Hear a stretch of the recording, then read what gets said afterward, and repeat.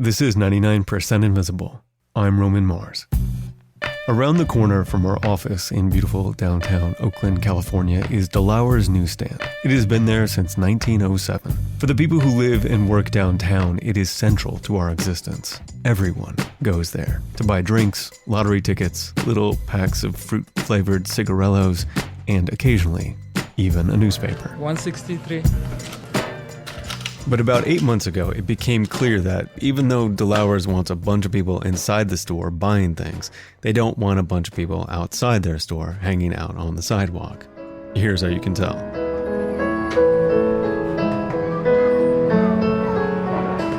DeLauer started playing really loud classical music through a speaker outside. And although I still see a fair number of people hanging out in front of the place, the owner says it's not nearly as many as before. Oh, big change. It was mess. They hung out outside and, just they playing dice on the street outside the door. And it was crazy. But now it helps us a lot. Even the customer telling us they see the change on the street here. I'm the owner of DeLauer's Newsstand. My name is Fasil Lama. When you have classical music, people who are young and cool don't really hang out there. So that's a way to deter teenagers. That is Selena Savic. And I am co-author of the research project about unpleasant design. Playing classical music on loudspeakers is an example of what Selena calls unpleasant design. Unpleasant design is something that works well at deterring certain behaviors and certain uses from particularly public spaces. Along with her partner Gordon Savicic, Selena collects and catalogs unpleasant designs. Unpleasant design was here since we started designing public space or since we started designing cities. Unpleasant designs are meant to exert a kind of social control in public by targeting people who spend a lot of time in public spaces, especially the young and the homeless. And the designs often end up pushing these so-called undesirable people out of one space and into another. Music is only one method for deterring teens from public space. In 2009, the Nottinghamshire Housing Estates in England installed pink lighting to keep kids from congregating. Pink lights, which would emphasize the skin, like blemishes on teenagers, which should result in teenagers not hanging out there. That's one of my favorite examples. Mine too, although there's not a lot of evidence that proves how effective it is.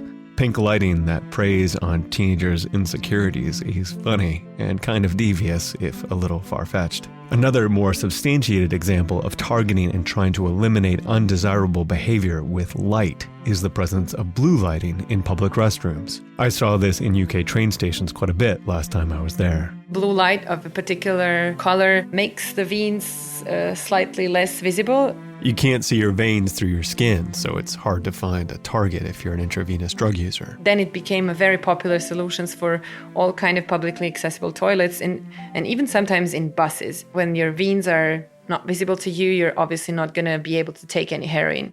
According to Selena, lights are one of the original forms of public social control. For example, there was a bridge in a small town in Bosnia, specifically in the Kasbah of Visegrad, Bosnia, in the early 1900s. Where the Austrian government, who kind of annexed the country at that time, decided to implement street lighting, and that was very unpleasant to the locals, and the locals would destroy the light every night, and the government would reinstall it every morning.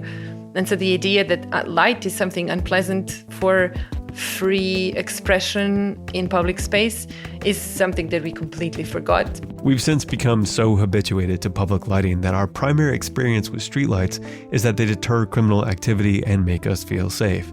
Unless you're someone who laments the lack of stars in the night sky or lives in an apartment with a window right next to a screamingly bright bulb, you might never view streetlights as unpleasant at all. Which is one of the reasons why the Unpleasant Design Project wants to point it out, so that it gets recognized as being part of an overall design scheme that can take on a much uglier manifestation.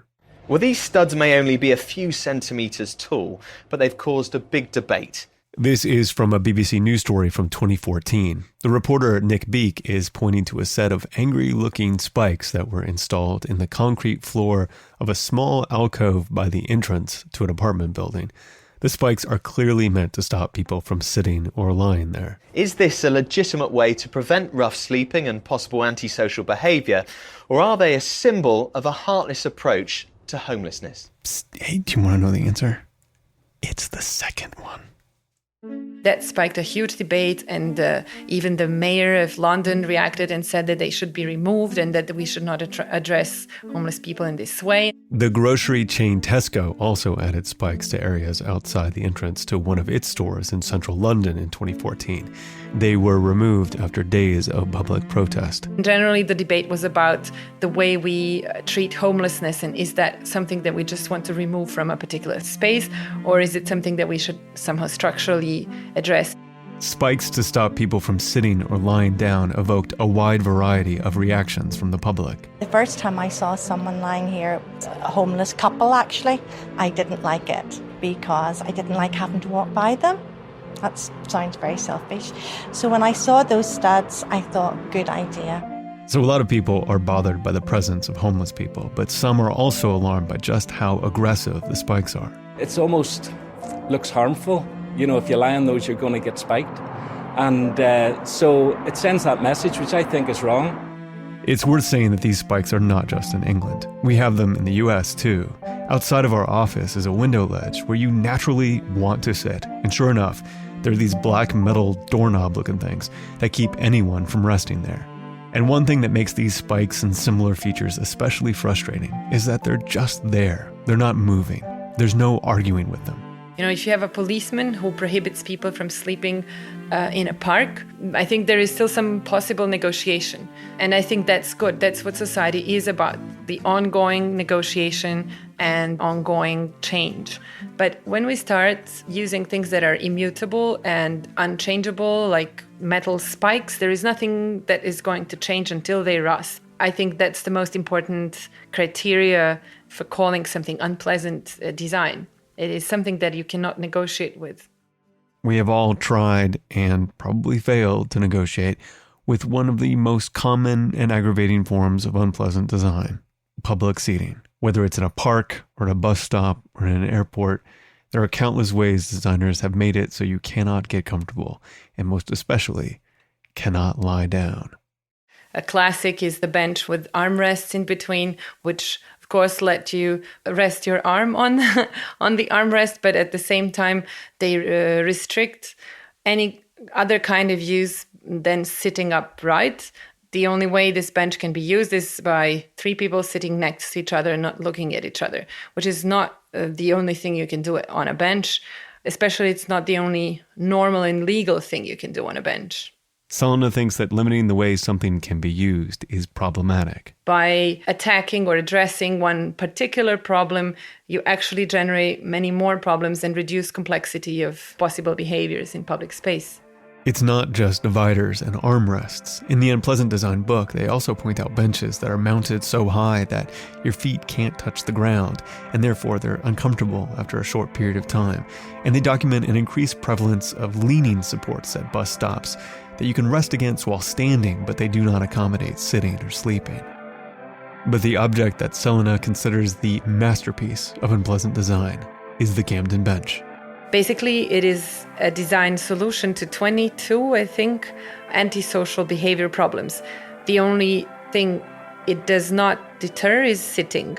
The Camden bench, so named because it was commissioned by Camden London Borough Council, is a strange, angular, sculpted, solid lump of concrete with rounded edges and slopes in unexpected places. A critic on Medium named Frank Swain called it the perfect anti-object. Anti-sleeping because the shape makes it uncomfortable to sleep on. Anti-drug dealing because there are no slots or crevices in which to hide drugs. Anti-theft because the recesses near the ground allow people to store bags behind their legs and away from would-be criminals. Anti-skateboard because the edges on the bench fluctuate in height, making grinding difficult. Anti-litter because there are no surfaces or crevices where litter can accrue. Anti-graffiti because it has a special coating to repel paint. And all those goals are pretty noble, except for sleeping and skateboarding. I don't really want the other activities happening in public spaces I go to either. But Selena Savage finds this litany of anti-measures demoralizing. It discourages 22 things. It encourages to sitting and sitting together. When we expect people to do bad things to the bench, before we think of anything good that people might do to this bench, I think that's a very sad approach to public space. It's also a contagious approach to public space. There's a chapter in the Unpleasant Design book that's devoted to all the unpleasant designs used to thwart pigeons in cities. Anti-pigeon spikes and nets are everywhere. And even if you're like Selena and aware of these measures and skeptical of our war on pigeons, you might not have a choice in whether or not to use them. A week after we have published the book, we had a confirmation of this. We didn't even notice, but on the balcony doors, we actually had anti-pigeon spikes. And then due to somebody hanging out on the balcony who was, a bit clumsy, and they destroyed these spikes on one side, and we didn't even notice that. Suddenly, the balcony was filled with pigeon shit. Pigeons might not be overwhelming if the population is spread throughout a city, but the ubiquity of pigeon spikes concentrate pigeons in the few places where there are no spikes. Selena argues that's when the problem is created. And that should not be the way to solve any kind of interest conflicts over a space. But yes, we immediately fixed our spikes. There is always an aspect of coercion to design. Design is used to get you to buy things, to use your iPhone in a certain way, sometimes without you even being aware of it. And these pieces of hostile and unpleasant architecture are no different. Design is something that is supposed to transmit a certain use of this object. Otherwise, it would have not been designed. However, I think it is very problematic when we start excluding people by design.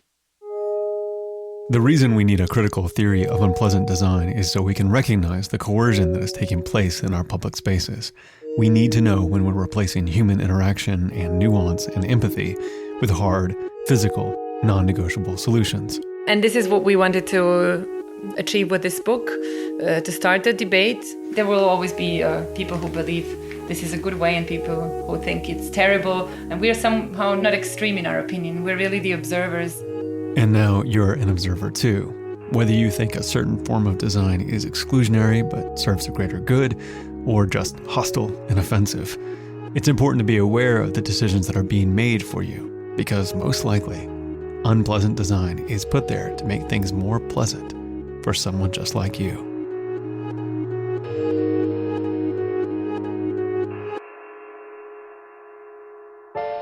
"99% Invisible" is Sam Greenspan, Delaney Hall, Kurt Kolstad, Katie Mingle, Avery Trufelman, Sharif Youssef, and me, Roman Mars. A bunch of the music this week came from our pal Melodium. Your life will improve measurably when you buy and incorporate Melodium into your daily routine. It'll be like being inside a 99% Invisible episode all the time. Find Melodium on Bandcamp and on Abandoned Building Records. We are a project of 91.7 KALW San Francisco and produced out of the offices of ArcSign, an architecture and interiors firm in beautiful downtown Oakland, California.